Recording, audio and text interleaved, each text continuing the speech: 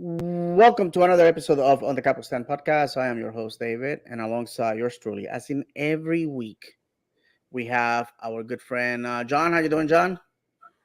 Been better, David. Absolutely, and our good friend Ahmed. How you doing, Ahmed? Everything is cool when you're part of a team.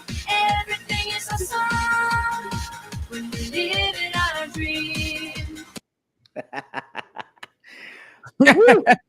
That's exactly how I'm doing, David. I'm awesome, man. Couldn't be better.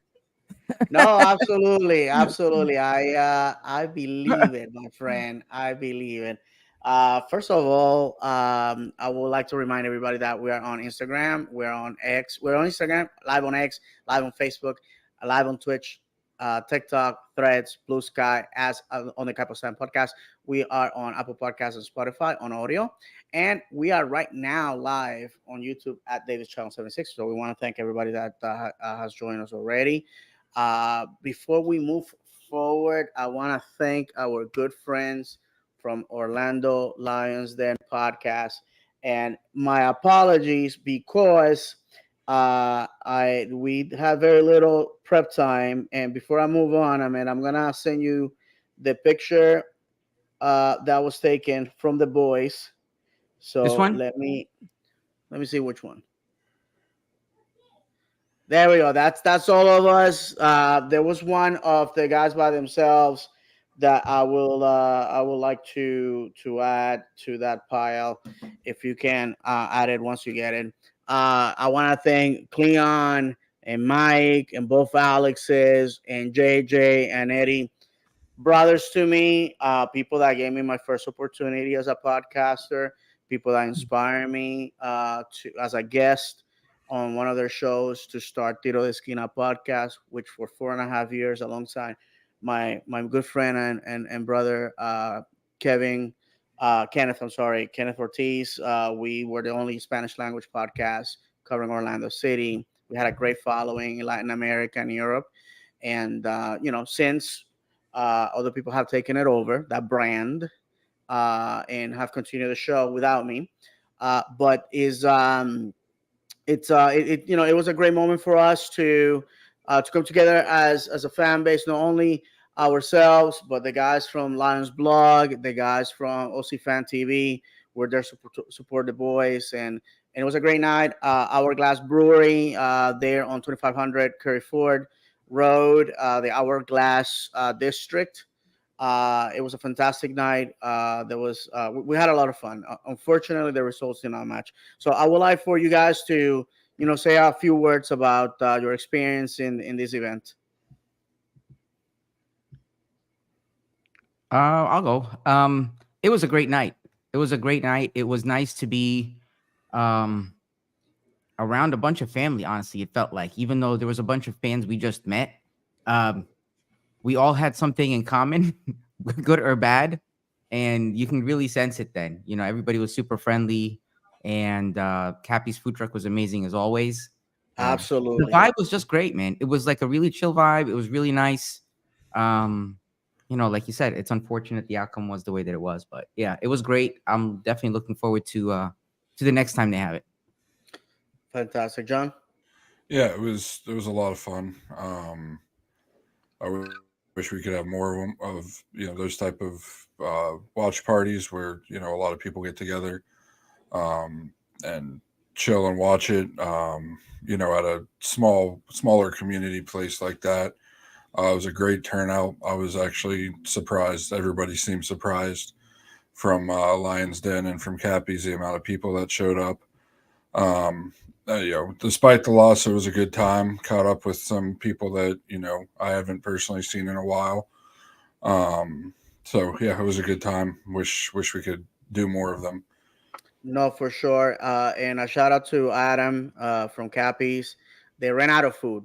They underestimated the demand. And through this vehicle, I wanna once again tell Adam what I told him. Fantastic food, uh, well priced, and fantastic service, incredible cleanliness. and they are usually at Broken Strings before games. Go support those. Go support a fantastic uh, fan of this club, and Cap is an institution over there in Maitland. So I just wanna like I told Adam, my kids are very picky when they eat outside. The Saturday before, we went to Broken Strings with our friend Kevin from Stevenage and his family, and they even mentioned the food was great, and my kids they loved it. So this has to be repeated. Like I said to the boys, I was very humbled to see how the guys from Orlando Lions then, ooh, excuse me, were surprised at the event, surprised at the reaction of the beer. I was so upset at the result and a little sauced up that I forgot to leave the place without buying myself some cans. But I live a mile away from the brewery, so definitely gonna be stopping by to get some of that no mango no party beer. But it was a fantastic event. I think a lot of people were like, "Oh man, I wish I could have gone." Don't worry. I already planted the seeds so the boys could actually have another event. Perhaps at the end of the season, perhaps our last away game could be a good time to revisit that. All right, my friend. So on some club news, OCB had unfortunately fell to Inter Miami 2. Basically, they swept us this season. A symptom of basically what's going on through the club, I guess. Um, the U15s defeated Miami 2-0 June 1st, and the U17s finished 0-0 against Miami as well. This next Saturday, mark your calendars if you're a season ticket holder and you already got secured your tickets. There's going to be an event at 8 a.m. At 1000 Bilbeck Boulevard over there in Kissimmee. That's the training facility. There's going to be an open training facility. I'm not the guy to skip synagogue for any trivial event. So I'm gonna try to pull it off by going and then going to service. If not, Rabbi, I know you're watching. If you see me, I promise you, I'll make it up next the following Shabbat. I promise that. So with that said, are you, any of you guys going to that event? Yeah, we'll be there for sure, man. All right. It's, Indeed. it's my opportunity to get my card signed. By the way, Orlando Lions and guys gave away stacks of trade cards. So if you were one of the fortunate ones, this is your opportunity. Definitely, I need to get my Duncan McGuire signed because that boy is gone. Hopefully, he'll be there if he hasn't departed for the Olympics. John, are you gonna be there? I will not be there. We already had something planned that we got to leave pretty I early in the figured morning that. for. I figured out, my friend. A lot of people were angry that it was very last minute. People got busy lives. So let's read the comment and let's go down to what we're here for. Sure. Carlos Perez says, all we getting this year is a wooden spoon and MLS pundits telling us in preseason that we had the best roster on paper. What the hell happened? Yes, we're gonna talk The about way to that. start the show. We're gonna talk about that. Okay, guys, I'm gonna shut up and let the guys talk for a minute. Up north, 8 hours away from here, Gonzalo Pineda, the manager of Atlanta United, has been let go. I actually watched their game against Charlotte. I felt that Inter Miami had a very good game. Just unfortunate. On goal, they had a player, one of my favorite players, former Maccabi Haifa, Josh Cohen. And I'm gonna tell you right now, when they play us at the end of the season, I'm gonna go out there to get my scarf signed by this man. Don't boo me. Don't say, "Oh, look at this guy taking pictures with the opposition." Go suck a lemon, okay? This is cheaper than a plane ticket to Haifa right now. They had a great game. Unfortunately, the ball did not go for them. I felt that, unlike us, they were entertaining to watch. They lost 5 games at home, and that the leadership in that club decided that was enough. Meanwhile, here we are going 5 years with Oscar Pareja, and the situation continues the same. Let's real quick talk about the obvious, which is we went up to New York Red Bulls, and There was about 100 fans of our contingent there supporting the boys. 1-0 and from a set piece. Absolutely no opportunity to score. It was a crime against humanity. So guys, let's start with you, Ahmed, since you're on top of the screen. Your impressions about the game, and are we setting up ourselves for another summer of sadness? You know what? Like I said in the beginning, everything is awesome. I couldn't ask for more. Um, Dude, I don't know what we're doing. I really don't. And I've always said it's not, even regardless of where we are in the table, it's not the outcome that I care about. I'll take a loss. I'll take a loss if I feel like we're playing to win. I don't know what we're doing because it sure didn't look like we were playing to win. The We don't lose as an individual, we lose as a team. So, and if you really look at social media, you didn't really, I think the fans from this, the majority of the feedback I got, I think they all think the same thing. Because normally after a game, you'll see people blaming one player or blaming another. I didn't see any of that. I saw people calling for leadership changes, right? Because a problem that we have, it's not because of a player. The whole team, I don't know what we were doing. I mean, we were all there. Everybody in the whole, everybody in the brewery was like yelling at the same time because there were things that we were doing that were just insane. And it's like you can call it out, playing the ball back, just making stupid turnovers. I mean, well, how many shots did we actually have on goal? How about that? I mean, in order for you to win, you have to put the ball towards that big rectangle, right? I think how many shots did we have on goal? Was it like I one or believe it's two, one. maybe? I There think you it's one. go. Well, guess what? That the percentages wise, you're better off playing the lotto. I mean, give me a break. Like, you can't win, and we can't be playing like this at this stage. We got up to like what was it, like 8th or 9th place, and all of a sudden we were like breathing a sigh of relief. Where are we now? I think we're back in like 11th. Yeah. 11th. Okay. But I mean, come on. I don't know who, but somebody's feeling heat. I don't think, and I honestly think, especially with the announcement that Atlanta made, I don't think anybody would be surprised if we heard some changes like that. But those locker room conversations right now that are happening, they're not fun conversations. And I'm not even talking about between Oscar and the players. I'm talking about between the front office and Oscar. They can't be because I don't know. I mean, I know we said also that they're all about profit, and weren't they just announced like the most profitable club or something? Yep. Yes, they So won. They maybe they're won 2 awards for yeah. that. So maybe they're not going to do anything. Maybe they're not going to do anything until they see it in the pocketbook, because what do they care, right? People are coming to the games. Maybe that's when it'll make a difference. I really don't know. I was just extremely disappointed, not in the outcome, but in how we played. That's not how you play when you're trying to make playoffs. Forget winning anything, right? Hmm. We didn't play like a team that's trying to make playoffs. We played like a team that's new to each other. I'll leave it at that. Did you want to add anything, Mr. Max? No? No? Okay. All right, John.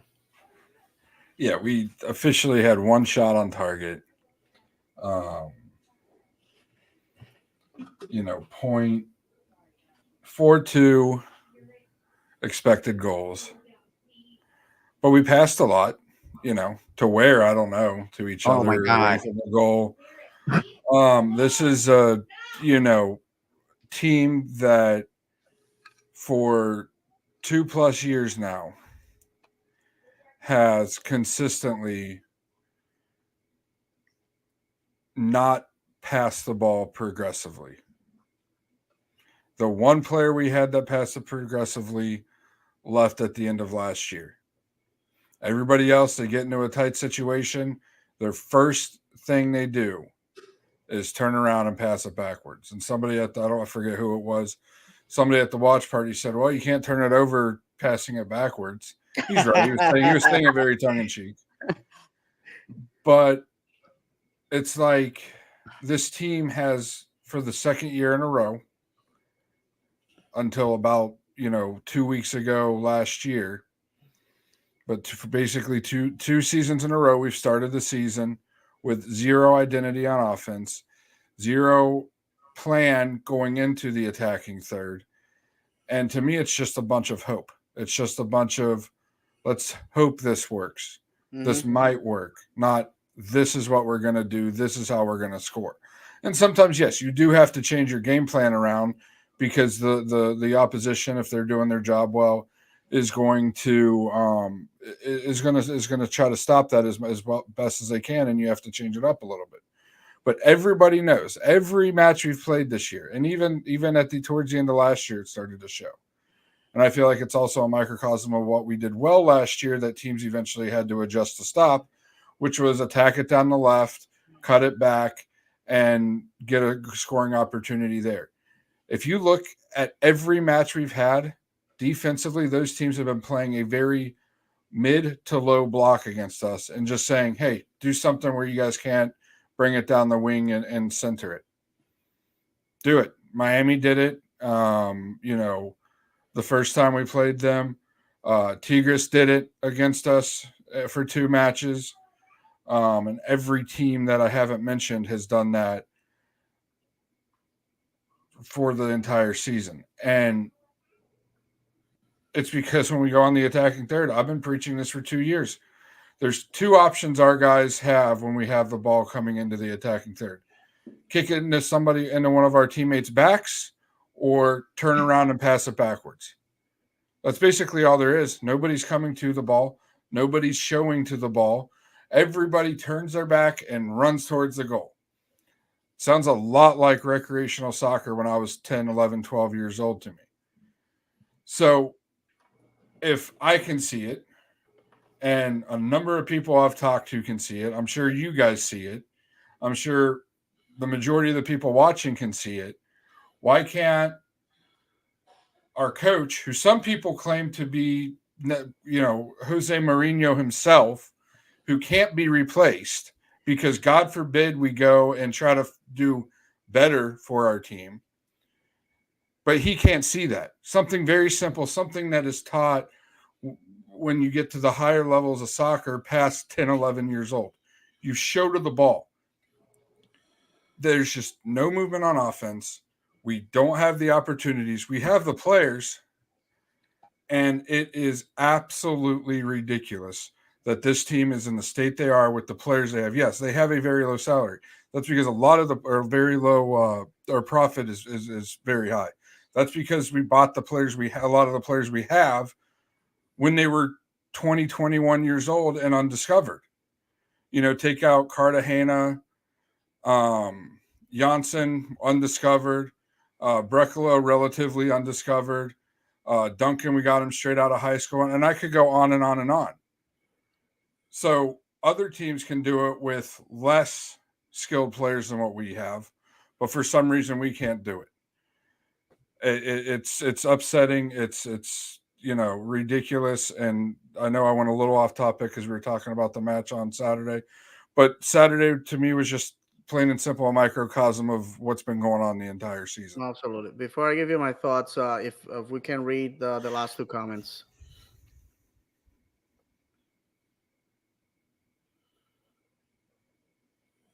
I didn't realize I was on mute.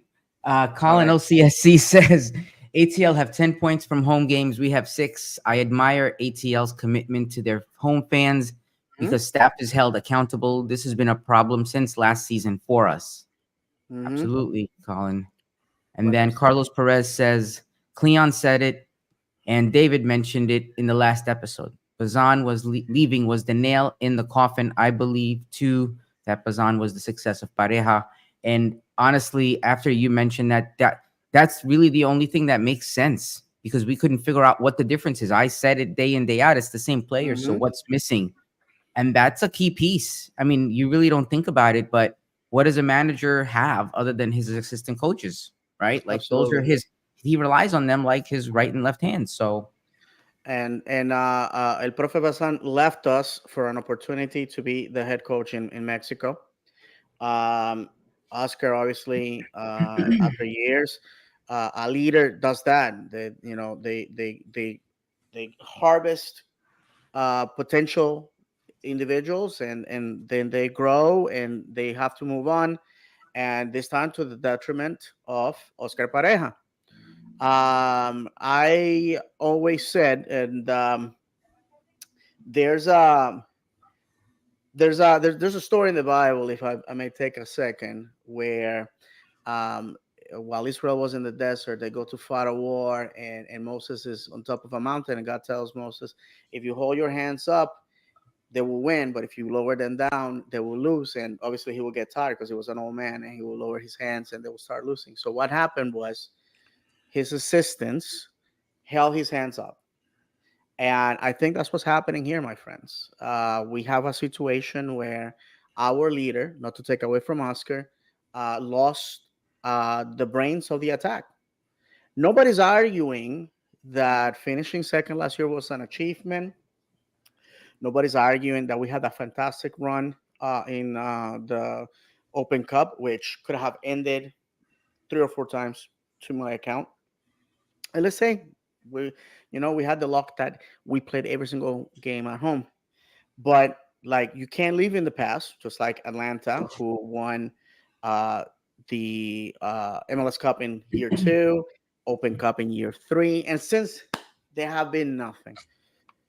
Their talisman, uh, Miguel Almiron, moved on.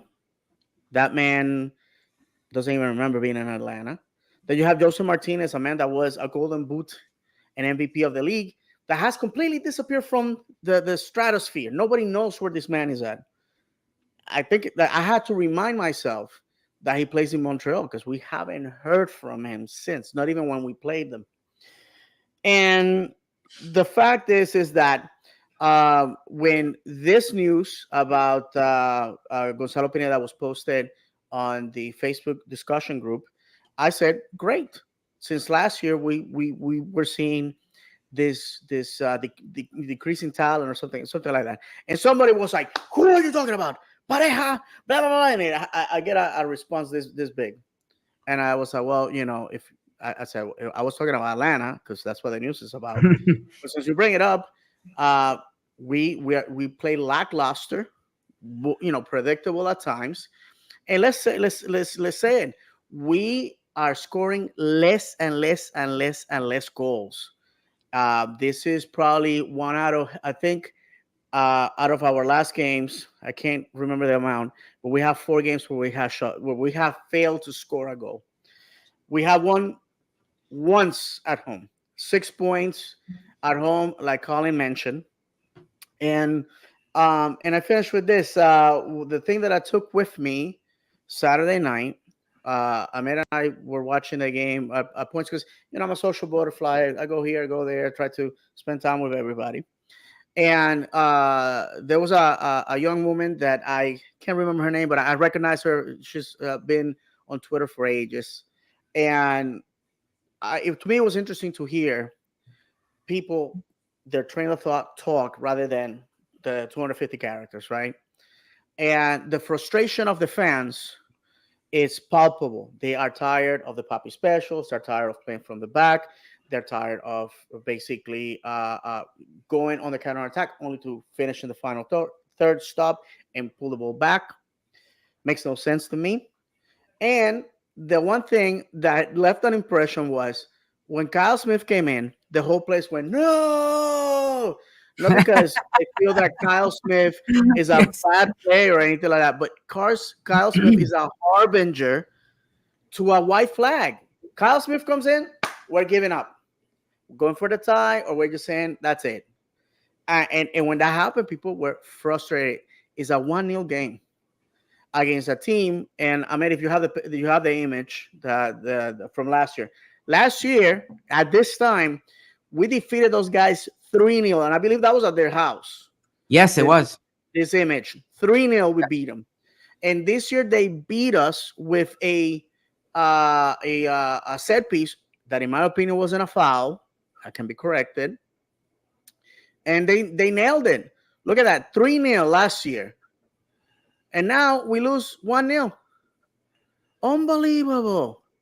Unbelievable. Things have to change, friends. You all know the definition of insanity is trying the same thing, expecting different results. I have I have kept my mouth shut because I believe that Oscar Pareja, he hugged me. He told me that things were going to be great. I believed him. I had no reason to doubt it. And I'd be like, well, crap happens. This happened. But, we have found out information over the time. He was the one that insisted on bringing Muriel. He was, he obviously has to now fend off without his talisman in El Profe Bazan. And we have this situation where yeah, we're not winning games. And yes, we are one of those few teams that are actually profitable. If you don't believe me, count how many people were at Red Bulls. That place was empty, and they are making playoffs. Imagine that. um, to me, the fact is we make money for the club. People buy merch like crazy. People still rep the city. I mean, that place. How many people do you guys think that were there that night? I would say 100 to 200 in that range, right? Yeah. At the brewery, yeah. Yeah, yeah. So Yeah. we're a podcast that Club Communications has written off. Club Communications, for some reason, the one person they chose for that position doesn't respect the podcast. She has her favorite. She has her favorite podcast where all the players go to, and they're rah rah rah rah.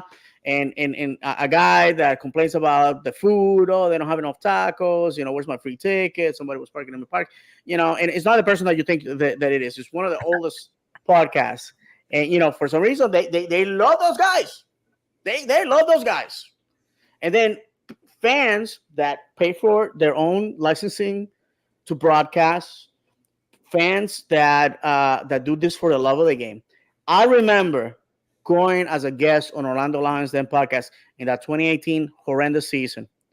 I remember going with them in the last episode of the 2019 season, and one that it was myself, Eddie, his brother, and JJ, and short of crying on the couch with Oprah, I don't know what else we could have done that night.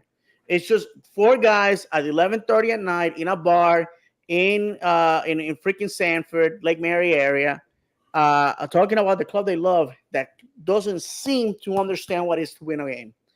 And again, the podcast community, and I have to blow the horn for me, with the exception of a few people that again, happy Clapper Nation. We do this because we love the club, and I don't understand why we are tossed to the side with the garbage when 200 people decided to get in their cars and drive to to Central Orlando. That's where I live. That's my neighborhood over there, that Kerry Ford, Conway area. It's not the best of neighborhoods, I'm gonna tell you right now. It's just blue collar, hardworking folks, and show up there and just with their Twitter fans, their Twitter friends, and just watch their team get smashed one more time. And I'm telling you, this club doesn't deserve the fans that we have, guys. They don't. Jared, Oscar, Musi, and Moreira, the Will family. You have a fan base that you do not deserve. You do not deserve. These people bleed for their club, represent their club, jump on an airplane and travel to see these guys on away games, buy the merch and everything. It to me is so hurtful. And I'm sorry that I'm jumping on my horse again, guys. But to me, that night I left falling in love again with our club because of the people. And there was people there that don't like me. There was people there that don't like me. But one thing we have in common is we want our team to win and to win big and to cheer. And to them, I say, as long that when we score, I'm not going to be trying to settle Twitter beef scores. I will hug you and I will jump with you as we celebrate a goal. Guys, I'm sorry. We have David, to do here's better. what it comes to, man. We've flat out been lied to by the ownership. We've flat out been lied to by the front office and by the coaching staff. Honestly, and this is props to Jared Dillon. Everybody but Jared hasn't done their job. Jared has done his job and done it well. He said he was going to make it a better experience for the fans. I think all three of us agree with that. Absolutely. But the people responsible for putting the product on the field have not done that. The people that when they came in 4 years ago said that they were going to bring championships and winning soccer to the city of Orlando haven't done that. They refuse to spend money. They refuse to try to bring in big talent. They refuse to do anything they bring in a 35-year-old or 34-year-old striker and a 33-year-old number 10. That's our big signings this year. LA Galaxy's bringing in Marco Royce, world-class talent. He's older, but guess what? That's somebody we should be bringing in. You see all these other teams across MLS signing contracts with high-profile players, and then there's Orlando, who's sitting with the second fewest goals. At the time of the tweet, it was tied second. Then Charlotte scored some, and we were officially have second in the entire league, not just the conference, the entire league. We have the second fewest goals scored. But no, let's blame Gillespie, who hasn't been good, but let's blame Gillespie, whose team right in the middle has given out goals against is right in the middle of the pack. Let's blame the defense. No, this is an offensive attacking problem. This is a coach that is from MLS 2.0. We're now in MLS 3.0. We said it last year, David. I don't think Ahmed had joined us yet. We said it last year on the show. The league has passed Poppy up. They went on that amazing run last year, whatever it was. Maybe it was Bazan or whatever. But it shows you how quick teams can adjust to that. Literally an off season, and teams adjusted to what we were doing offensively.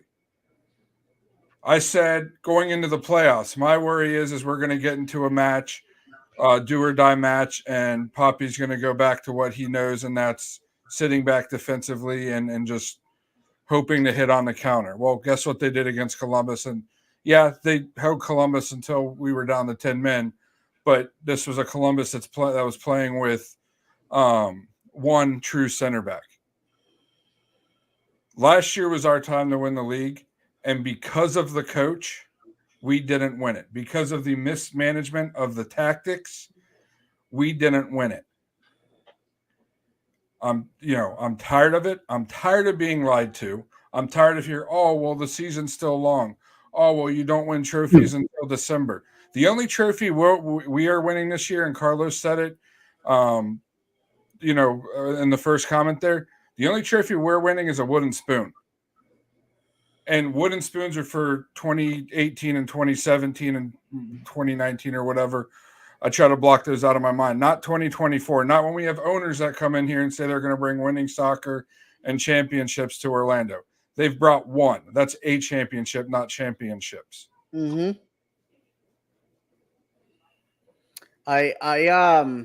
Ahmed, if you have anything else to add, I actually looking at the stats.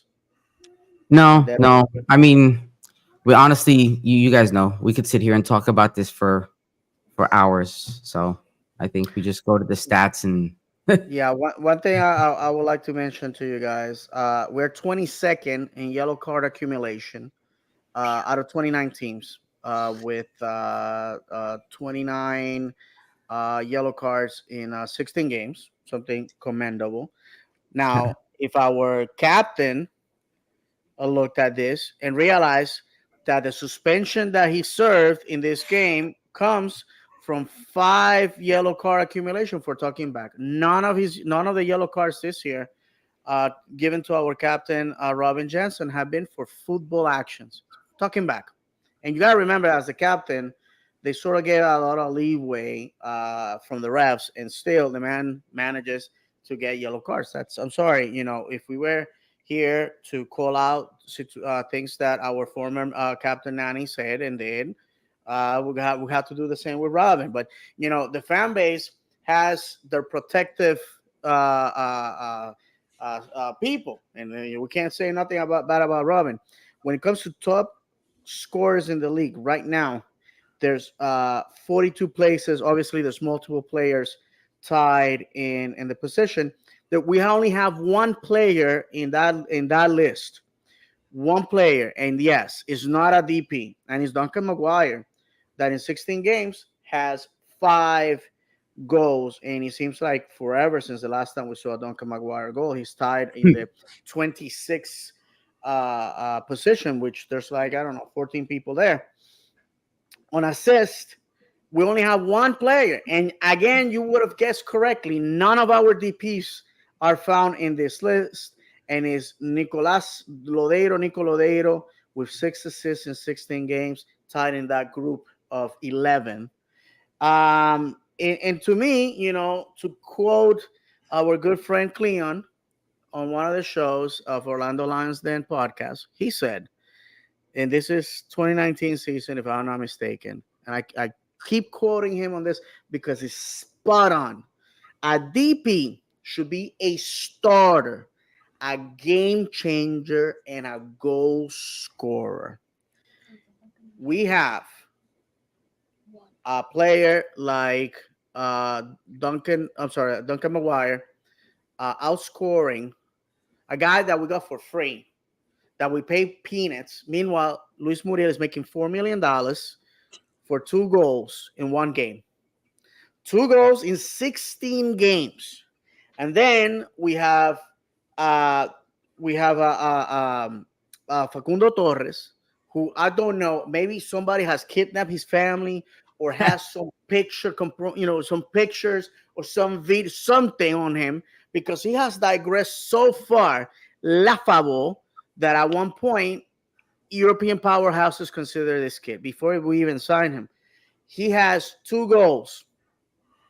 He has a goal that was the most laughable goal you would have seen anywhere.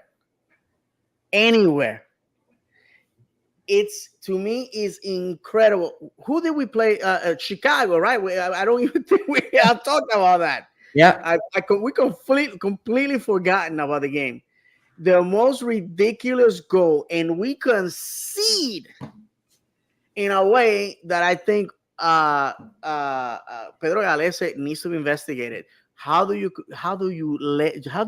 draw points like that? And then you have Martin Ojeda, that has a big donut this season and has not contributed any assists. You have 3 DPs doing nothing. I'm glad it's a family show, because again, I would love to tell you exactly how I feel.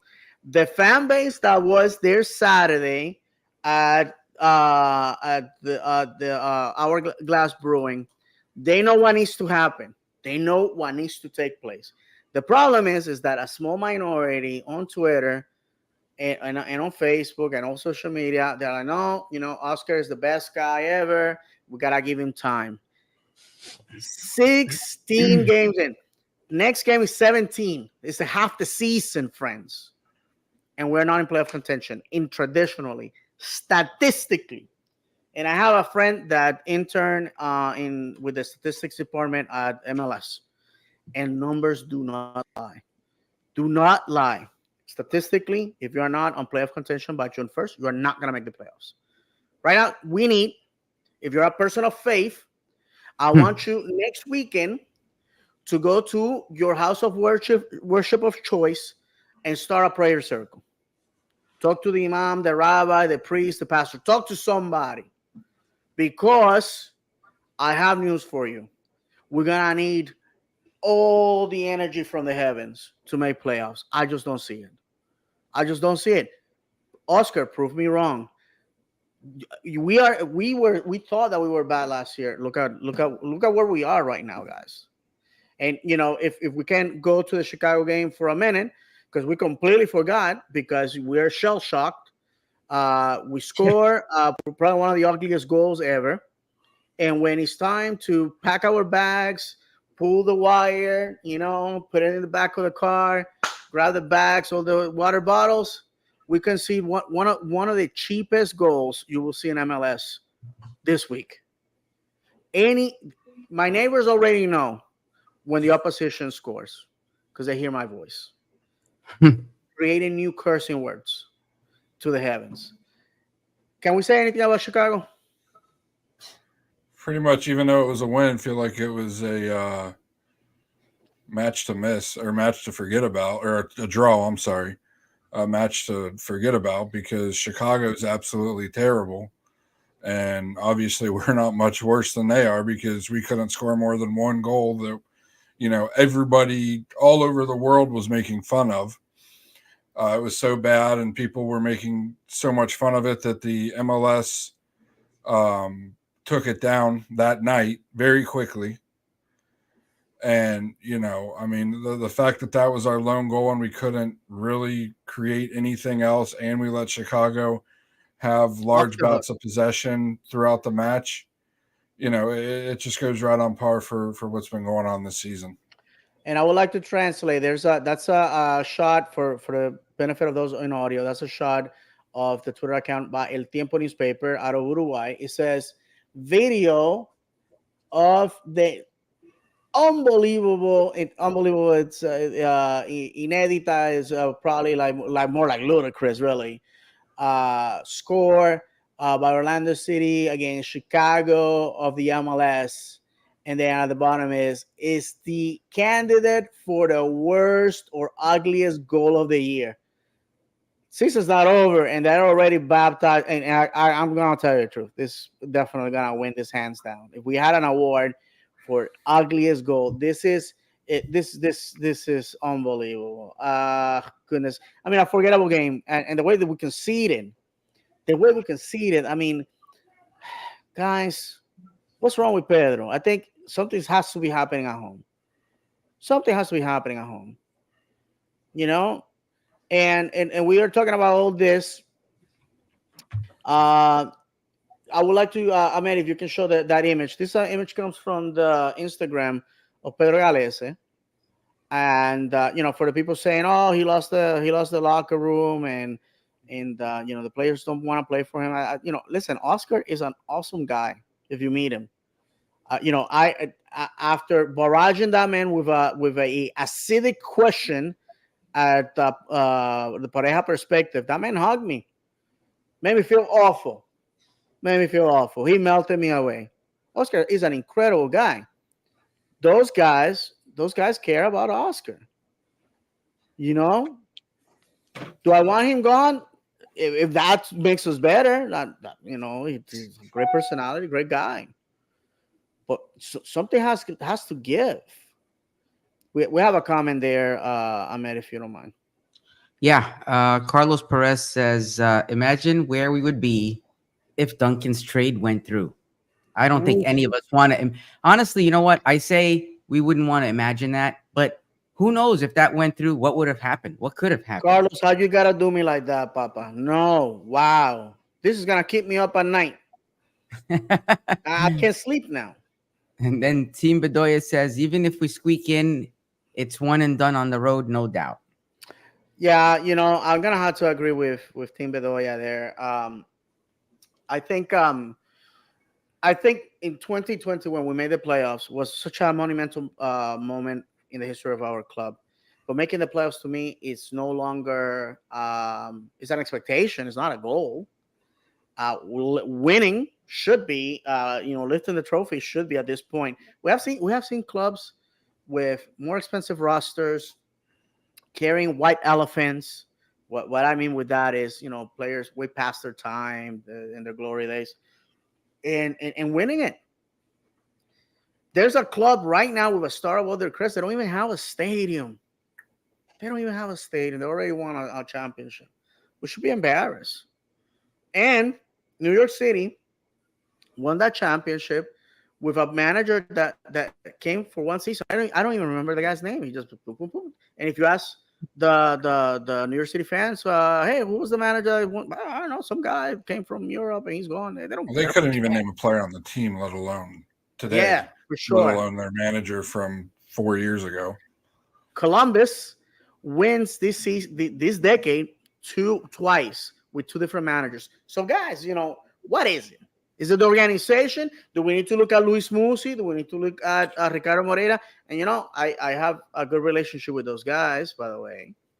I'm not gunning for nobody's job, but we gotta talk about that. What has gone awry? I'm in the business of troubleshooting, finding out what's the problem, and fixing it. And sometimes it takes a lot of money to do that. Is the club willing to invest right now? And I have a picture of a screenshot of something that a man that I have a ton of respect for, and I don't have it right now. I'm gonna have to look for it. This is Tom Traxler, who I had the opportunity, the honor to interview twice. Once with Orlando Lions Den podcast, and the other one with Ladon Prado Orlando. And he on Facebook he posted that we are if saying that we're playing Moneyball is understatement. We are one of the clubs. I think only one club beats us in the cost of our roster. I think they because wins per million. Okay, there it is. This is incredible, and it has us the only club with a smaller roster pay wise is Montreal. Montreal. Ahead of us is the Chicago Fire, and the teams with the most the most cost per roster is Inter Miami. No surprise there, and I'm telling you, this is what legally they're putting. I guarantee it's more money than this. Then you got Toronto, you got Charlotte, and you got Nashville. That's 1, 2, 3, 4. Those are the top four teams. And when you see where some of these teams are on the table, it's ridiculous. I mean, we got room, guys. We got room to to get some decent players. Right now, Luis Muriel is it's making a ton of money. It's one of the 1, 2, 3 like top 15 players in the MLS right now, and his impact is null and void, null and void. And I don't know, guys. What I mean, let's be honest. Firing Oscar Pareja, is that the solution? If we fire Oscar Pareja, we start winning. Is that what's going to happen? Do you guys feel that we fire a manager and magically these guys are going to start winning, are going to start believing in themselves, or what's going to happen? Absolutely not. I don't think so. I mean, I think it would take a long time to honestly. I mean, I won't forget when you had the podcast before I joined with you guys, and John was on, and there was the talk of Papi, and I was like, but if we get rid of Papi now, what happens to the season? He's like, well, where's the season now? Similar situation, right? It's like, and I'm not saying one way or the other, but I don't think a change like that is gonna make a difference overnight. That's going to be a drastic change because you don't just change your manager. The manager comes in, you have the assistant. I mean, it changes there's a whole chain of events that happens. So I think a change like that, you might see a small turnaround, but I can't see it being overnight. It's a new team. Absolutely not. And I think if you believe that, you probably believe everything is awesome right now too. Absolutely. To John? me, it's a start. To me, it's Yeah. a chain effect of events because what firing the manager and as much of the staff as you can to still, have somebody manage the team. It'll wake the players up, and the front office will be able to see which players actually want to be here and which players don't. Which players are using this as just a fun time in the sun, kind of, oh, I get to live, in Orlando. It never gets cold here. The No state income tax. no state income tax. I can sit here and relax in December next to my pool and won't be too terribly cold. Or which ones actually want to sit here and win games. And, unfortunately, firing a manager is the first step, and rebuilding this team, rebuilding what Poppy built up until this year. Mm-hmm. And, unfortunately, with the profession he's in, and I brought it up last year, the average stay of a manager across the world in this sport is about 18 months. He's been here for this is his 5th season now. I honestly think a new voice in the locker room will help. It may not be this year. It may be in the off season that they bring in a new manager. But you need to have the time to assess and assess without the goggles of of Poppy in this instance, and say which players want to be here, which players are going to perform no matter what the circumstances, and go from there. If you're really serious about winning, because what I see, and of course the word I start to speak it, the word escapes my mouth. I see a lot of guys being settled, and if you guys think of the word, go ahead and blurt it out, and okay with the way things are, and you know, aren't really afraid for their jobs and complacent. complacent. Complacency, yeah, Thank you. complacency. I see right now, except for a couple players, a team full of players that are complacent. And how do you break that complacency up? You get rid of the person at the top. I buy that. While John was talking, um, in June, I'm sorry, in May, we had 18 points on the table. We only managed to snatch 8. In June, we have 15, and we already dropped 3. So for those that don't know, we're gonna have a bye this coming up week. Hence the event at the training facility. I'm surprised that they gave me tickets because I may go over there and like put on a whistle and my old boots, go out there, maybe teach them a couple of things. I don't know. Joking. Uh, and I think the you know kills me, man, because like I said, the people care. The people care about this club. Our next game is gonna be against LAFC, the wrong team to sort of try to start any sort of comeback. Jared, if you're listening to me, if you can prove our theory right that you are listening to the show, you can go and get LL Cool J to come out with the players singing "Mama told me to knock you out." You guys don't call it a comeback. I've been here for years. Do that. I'll be eternally grateful. I'm sorry. It has to happen. It has to happen. We have to get some sort of motivation here, because after that we're gonna go to Charlotte. 4 weeks ago, I could have told you, oh, it's a winnable game. We drop an egg with Chicago. I don't know about Charlotte. If we lose at Charlotte, I'm sorry. If Oscar remains the manager, I don't know. I don't know what is gonna get that man fired from this club. Then after that, we return to on Saturday the 22nd to have Chicago here. Again, I would have told you a winnable game, but you never know what's gonna happen. Maybe Pedro's gonna have a epileptic case, and he's gonna don't know what to use his hands and let the ball in, and then we're gonna finish in the House of Pain, which is either Yankee Stadium or Citi Field. We never know. It's playing New York City is like a box of chocolates, right? You never know what you're gonna get.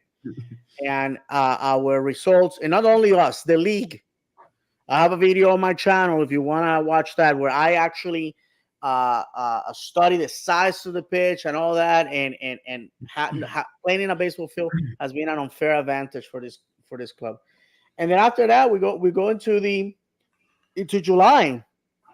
And again, if you're a person of faith, you're gonna pray really hard, because we're gonna need that. We're gonna need the prayers on Oscar, on the player. I mean, I don't know. And to finish, because Carlos already mentioned that Duncan is leaving. He's going to the Olympics. If he has a fantastic showing there, he's gonna be sold. Okay, There's European teams looking salivating at the mouth of taking this kid away from us. I'm gonna be honest with you. Duncan wants to leave, and if and anything north of 5 mil comes in, he's gone.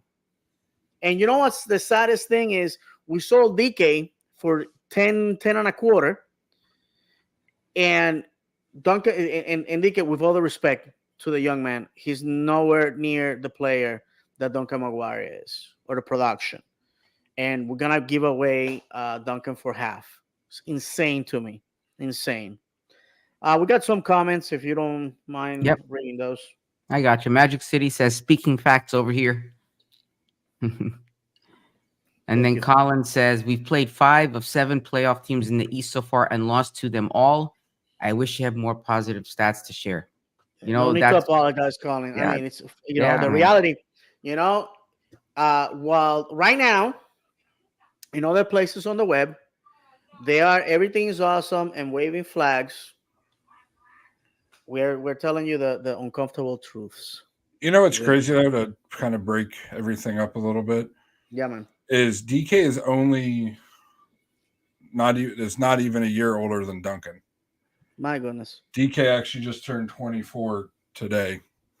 It was his birthday. That's Okay, how I that knew that that. that Wow. took He turned some 20, pep out of my 24 step. today. What's that?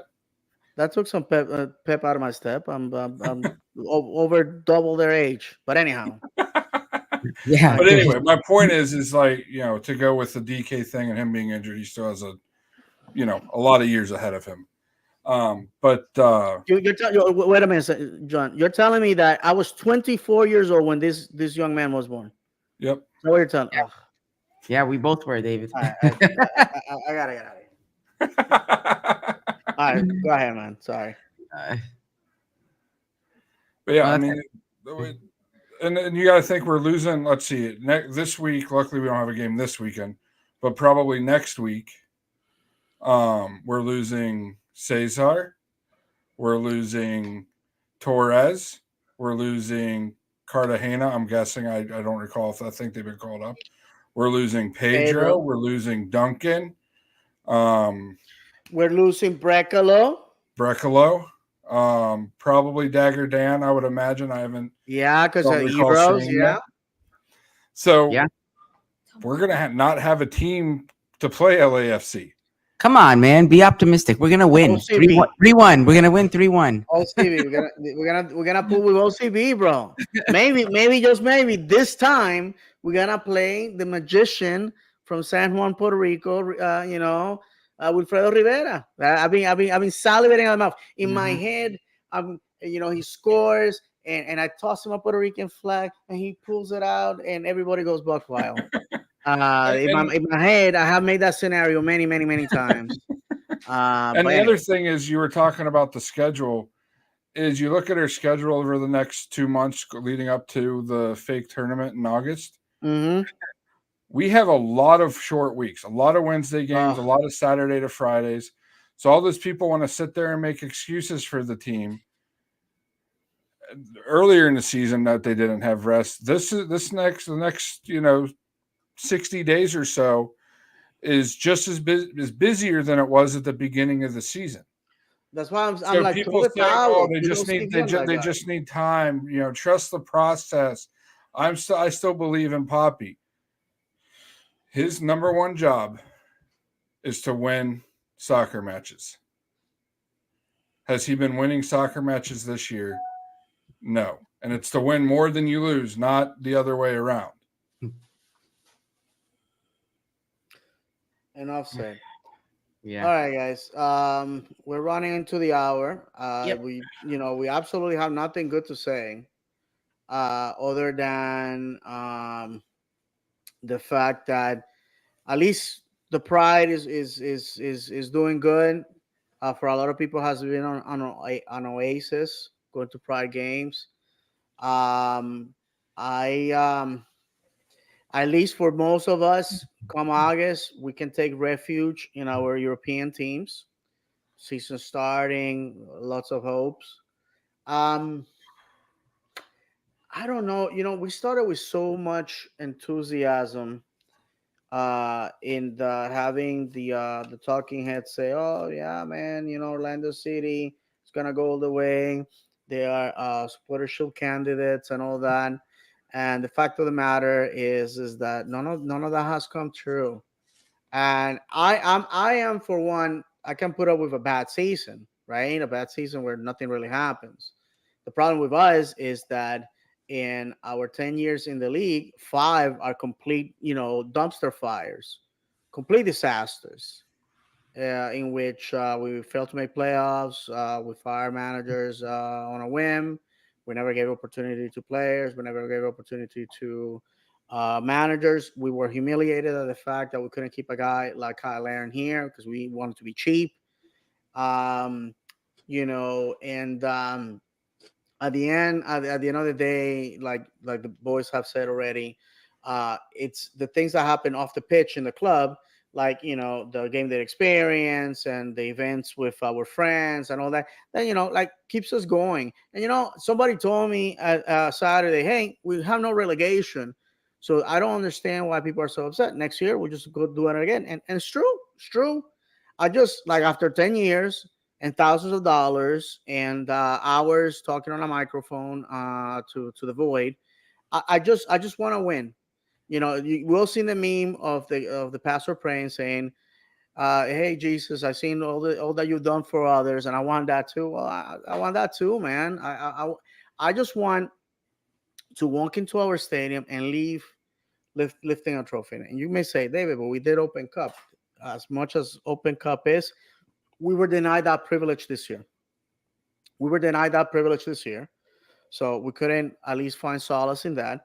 But I want to win the championship. I want to say we're the best this season. Here's our start and all that jazz. And it hasn't happened simply because our club sees the bank account and say, hey, it doesn't matter, because it's true, guys. It's true. And I want to ask the audience that is listening. It's true.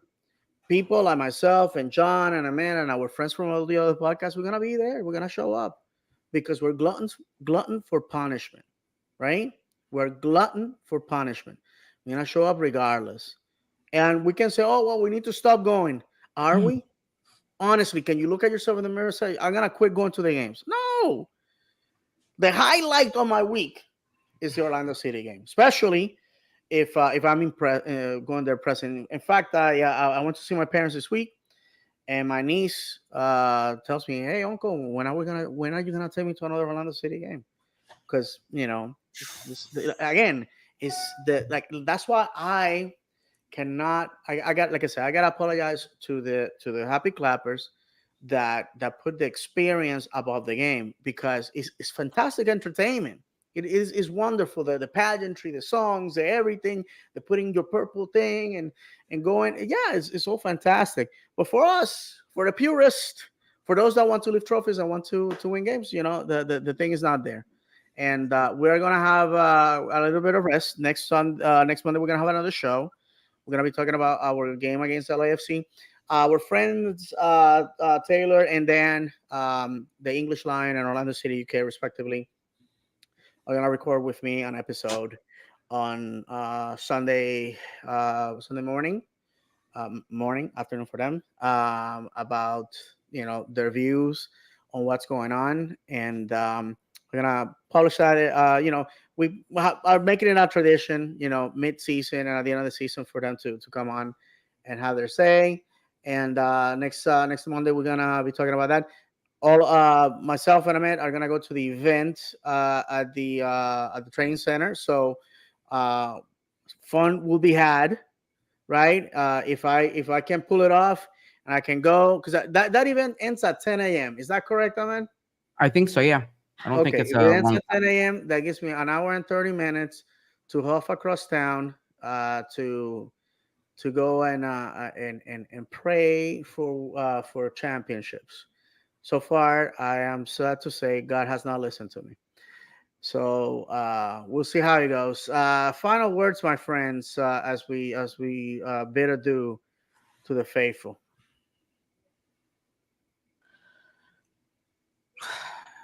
I honestly, I mean, don't have any words, bro. I'm like, I don't yeah, even know what to say.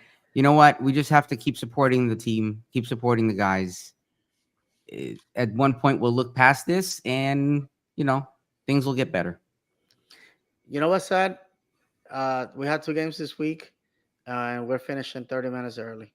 That's how great things are. John, So one positive I do want to bring up go right ahead, now, brother. real quick, is how good Brecalo has been Hmm.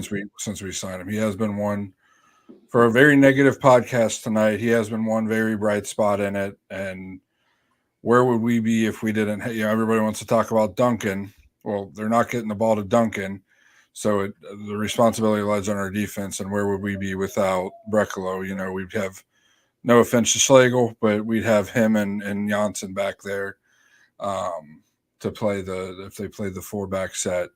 And you know, Brecalo stepped in nicely. You know, couple small knocks. You know, he seems to have gotten through them, and I feel he's really been a bright spot this year. And um, you know, I just want to see for the next match, and I hope you guys see it on Saturday when you go to the event, that the players realize the weight of the badge that they're playing for, and that the privilege to wear that badge is earned, not just given to them because they signed a contract.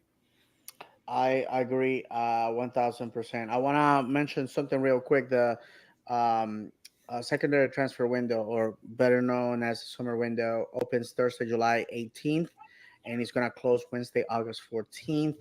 Also, for the sickos that love stats and positioning and all that, in the Eastern Conference right now. Orlando City is 11th, and I will read from top to bottom. Is basically Miami, Cincinnati, New York City, New York Red Bulls, Charlotte, Toronto, Columbus. On the wild card positioning, Philadelphia, Nashville, then DC, Orlando, Montreal, Atlanta, Chicago, and New England not making playoffs at the moment. Orlando City with 17 points is 2 points behind, being in the 19th position, which like I said, wild card. The lowest seeded team in playoff position right now has 24 points, and that's Columbus. Orlando City has 16 games played, which means that it has played 2 games less than Miami and 1 game less than about 1, 2, 3 teams above us. Montreal has about the same amount of Montreal and Atlanta have the same amount of games as us. Chicago has one more. New England has the least amount of games played in the East with 14, and that also matches Columbus as well. In the West, just to round it up, from top to bottom, RSL LAFC, who's going to be our opponent when we come back into the league, which is second right now with 30 points. Sweet Jesus. I don't know how this is going to happen. Minnesota, LA, Galaxy, Vancouver, Austin, Houston, Colorado, Portland, Seattle, St. Louis, Dallas, San Jose, and Sporting KC. And if you want to know what's going on the supporter shield position, Miami's number one, and Cincinnati number two with 2 points behind them. And we are your Orlando City Lions are 21 out of 29 teams in that respect. So that's what we have, guys. I don't have to tell you, go support. To the people that have watched us live tonight, thank you very much. I can't imagine what is to hear this, because I remember I remember asking Eddie Cruz one time. We had lost 9 games in a row. Who's gonna want to listen to this garbage? Meaning the podcast. It sometimes we have to analyze ourselves, and winning, losing, tying, we do that together as a fan base. Saturday proved to me that football is just beyond the results and what happens in those 90 minutes. Football is the friends that we have made by looking at 11 men kick a ball and play with our emotions every week. I would have never met the gentleman here, our friends, 90% of the people that I know there at the stadium, all because of this beautiful team, this beautiful game that, and I would like to, before we go, there's a song that I found accidentally as I was posting something um, on Instagram, and the the words it's in Spanish, and I translated them. Let me see if find the posting here that we had, and I wrote this on Facebook. I said, and I posted the pictures that you guys seen. Obviously, one of them includes John's son, the future of this club, like I always say. This is what Orlando City is all about. Think about the friends you have made over watching 11 men kick a ball. And I quote the following words from the song Una cancha y un balón by Freddie Alves, a Mexican musician. We have to be there in the good and the bad because life it's enjoyed in the stadium and has the shape of a pitch and a ball. Victory is the most sacred moment. Defeat poison to the heart. And I cannot agree anymore with that. In fact, I was listening to that song going to work and reminding myself that when we win, when we lift a trophy, none of this is going to matter. Nobody's going to remember these things.